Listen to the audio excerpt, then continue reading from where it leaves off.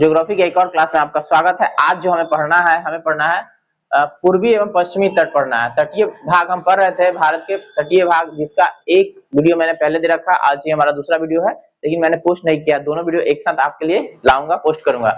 तो पूर्वी भाग और पश्चिमी भाग के बारे में बात करते हैं। जो तट है हमारा, ये है आपका पूरब, ठीक है।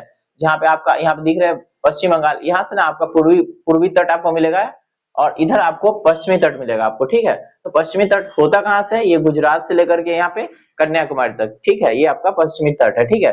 और इधर पूर्वी तट की बात करें तो ये पश्चिम बंगाल से यहाँ से स्टार्ट होगा और यहाँ ये भी आएगा, ये आपको आएगा कन्याकुमारी तक, ठीक है। तो जानते हैं इसके बारे में और यहाँ से आपके लिए क्या महत्वपूर्ण प्रश्न बनता है उसको डील करते हैं। देखिए, भू आकृति आधार पर भारत के न तटीय भागों को न 3 भागों में बांटा गया है। याद रखिएगा, भारत को 3 भागों में बांटा गया है भारत के तटों के अनुसार, ठीक है।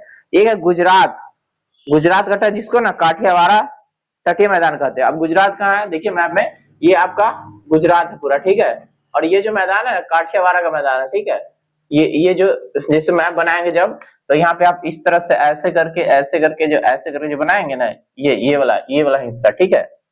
ये वाला हिस्सा, ठीक है। ये गुजरात में पड़ता है, गुजरात के काठियावाड़ तट है ये, ठीक है। और यहाँ पे भी गुजरात का है, ठीक है, समुद्र में है, ठीक। तो कहता है गुजरात, इसी को ना काठियावाड़ का तटीय मैदान कहते हैं। और पश्चिमी तटीय मैदान, उसके बाद पूर्वी तटीय मैदान। तो ये 3 गो हो गया, एक यहाँ है, एक यहाँ है और एक यहाँ है, ठीक है। कहता है गुजरात तटीय मैदान गुजरात में है। तो आप सभी जानते हैं गुजरात का तटीय मैदान गुजरात एवं दादर और नागर हवेली व दमन और दीव। दादर और नागर हवेली ना मुंबई महाराष्ट्र, दादर और नागर हवेली, ठीक है। और दमन और द्वीप यहाँ पे, ठीक है। ये दमन और ये द्वीप है, ठीक है। तो ये सब ना समुद्री मैदान है, ठीक है। द्वीप तटीय भागों में विस्तृत है। यह साबरमती, वही साबरमती आश्रम जहाँ पे गांधी जी क्या किए थे, आश्रम बनाए थे। साबरमती, माही आदि नदियों के ना जलोढ़ निक्षोभ से निर्मित है। यानी कि ये जो द्वीप बना हुआ है दमन और द्वीप, ये इसके बारे में बात कर रहा है। इसके ना दक्षिण में अरब सागर है। अरब सागर की पूरी स्थिति देखिएगा तो ये पूरा सब अरब सागर है, ठीक है। ये सब पूरा अरब सागर, इसके नीचे यानी इसके नीचे, इसके दक्षिण में, ठीक है, नीचे अरब सागर है, ठीक है। तो अरब सागर के आप कहिए कि बीच में स्थित है, ठीक है। भारत का ना पश्चिमी तट, पश्चिमी घाट अरब सागर के ना बीच में स्थित है। संकीर्ण मैदान है, संकीर्ण मतलब पतला लंबा वाला, ठीक है, संकीर्ण। इस तट को ना 3 भागों में विभाजित किया जा सकता है। तट के उत्तरी भाग को ना कोकण तट, यहाँ कोकण तट हुआ, तट के उत्तरी भाग सबसे ऊपर वाला कोकण तट, ठीक है। पूछता है परीक्षा में, कहाँ पूछेगा कोकण तट कहाँ से कहाँ तक है? तक गोवा से महाराष्ट्र तक, यानी महाराष्ट्र से गोवा। गोवा आप देखिएगा, ये गोवा है ना, ये आपका मुंबई महाराष्ट्र है, ठीक है। तो महाराष्ट्र से गोवा तक के तट को क्या कहते हैं? कोकण तट। क्या कहते हैं? कोकण तट। अब इसको कैसे आप समझिएगा, इसको ऐसे समझिए, छोटा सा मैप बनाते हैं हम यहाँ पे, और यहाँ से यहाँ लाए और यहाँ उठा दिया। देखिए यहाँ पे आपका हो गया महाराष्ट्र, ठीक है, और यहाँ पे हो गया आपका गोवा, ठीक है। ये गोवा है ना आपका, तो यहाँ से जो यहाँ की जो दूरी हुआ ना, ये इसी को कहेंगे कोकण तट। क्या कहेंगे? परीक्षा पूछता है कोकण तट कहाँ से कहाँ तक फैला हुआ है, तो महाराष्ट्र से गोवा में, महाराष्ट्र से गोवा तक। बीपीएससी में कई बार पूछा है, एसएससी में कई बार पूछा है, बीएसएससी में भी पूछा है, ठीक है। और बीएसएससी का जो एग्जाम आने वाला है उसमें भी इस तरह के क्वेश्चन जरूर डालता है, ठीक है। तो पूछेगा कोकण तट कहाँ से कहाँ तक है, महाराष्ट्र से गोवा तक, ठीक है। उसके बाद मध्य भाग कर्नाटक तट, उसके नीचे जो है यहाँ से यहाँ तक कर्नाटक तट होगा, ठीक है, कर्नाटक तट। इसको ना कनारा तट भी कहते हैं। क्या कहते हैं? कनारा तट भी। उसके बाद दक्षिणी भाग, नीचे वाला दक्षिणी भाग मालाबार तट। आपको याद है ना मोपला विद्रोह हुआ था मालाबार में, ठीक है। तो सबसे नीचे का है मालाबार तट। तो ऊपर हो गया कोकण सबसे ऊपर, और सबसे नीचे मालाबार। अब बीच में क्या हुआ? कनारा। कनारा को ही कर्नाटक तट कहते हैं। क्या कहते हैं? ठीक है, 3 गो तट के नाम याद हो गया ना, 3 गो तट, कोकण, कनारा और मालाबार। कोकण, कनारा और मालाबार, क म है, ठीक है, ठीक है। कोकण हो गया कर्नाटक तट, कर्नाटक को ही कहते हैं कनारा, कर्नाटक को ही कहते हैं कनारा। उसके बाद मालाबार तट। तो ये ना पूछता है कि कहां से कहां तक फैला हुआ था, एगो याद कर लीजिए तो बाकी सब याद हो जाएगा, समझ गए। आगे गोवा से मंगलूर के मध्य, गोवा से मंगलूर के मध्य, जबकि मालाबार तट है मंगलूर से कन्याकुमारी। मंगलूर से लेकर कन्याकुमारी तक जो फैला हुआ है मालाबार है, ठीक है। कन्याकुमारी सबसे नीचे है, कन्याकुमारी सबसे नीचे है, तो इस सबसे नीचे वाला का नाम है मालाबार तट। ये फैला कहां से है? मंगलूर से लेकर कन्याकुमारी तक, ठीक है। कनारा कहां से कहां तक है? गोवा से मंगलूर तक, ठीक है। मंगलूर पड़ता है कर्नाटक में।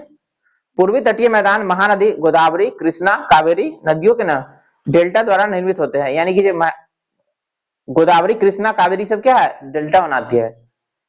और ये ना उपजाऊ मिट्टी है, बहुत ही उपजाऊ मिट्टी है। इसमें ना महानदी एवं कृष्णा नदियों के बीच मैदान को उत्तरी सरकार कहते हैं। अब पूर्वी तट के बारे में कह रहे हैं यहाँ, ये जो यहाँ पे जो है ना, यहाँ महानदी जो बनाती है उसको ना उत्तरी सरकार बोलेंगे। मतलब कहने का मतलब नदी जो वहां पे मुहाना बनाती है ना, मतलब जहाँ वहां पे वो डेल्टा निर्माण करती है, जो उपजाऊ मिट्टी है उसको कहेंगे उत्तरी सरकार, ठीक है। यानी महानदी और कृष्णा के बीच जो भूमि है ना, महानदी एक तरफ नदी हुआ और उसके अलग कृष्णा हुआ, बीच में जो भूमि हुआ ना, उस भूमि को कहेंगे सरकार, उत्तरी सरकार। क्या कहेंगे, उत्तरी सरकार। तो उत्तरी सरकार ना बहुत ही उपजाऊ भूमि है। क्या है, तो आपको परीक्षा में पूछेगा उत्तरी सरकार अवस्थित है कहाँ कहाँ, था महानदी और कृष्णा के बीच, महानदी और कृष्णा के बीच।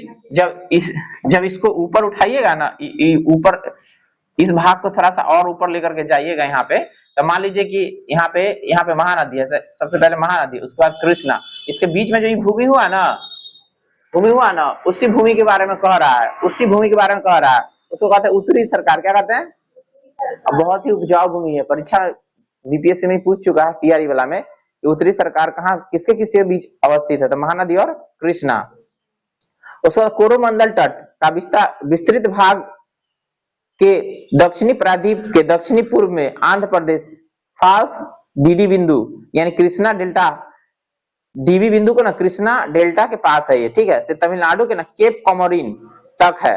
कोरोमंडल तट कृष्णा एवं कावेरी नदियों के मध्य विस्तृत है। अब कोरोमंडल की बात कर रहे हैं, पूछे कोरोमंडल के क्या विच्छेद है, कृष्णा कावेरी के बीच की जो भूमि है ना, उसको कहेंगे कोरोमंडल तट, ठीक है।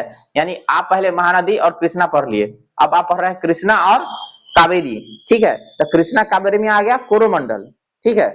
उसके बाद आपका महानदी डेल्टा क्षेत्र ना उत्कल मैदान है। अगर महानदी के डेल्टा की बात करेंगे, सिर्फ महानदी, तो उसको कहते हैं उत्कल मैदान। क्या कहते हैं, उत्कल मैदान। मतलब भारत के पश्चिमी तट पर स्थित प्रमुख बंदरगाह है मुंबई। मुंबई को कौन तट पर, पश्चिमी तट पर मुंबई, हाँ मुंबई बंदर, इसको नहाना सुबह कहते हैं। ये महाराष्ट्र में कहा है, कांडला।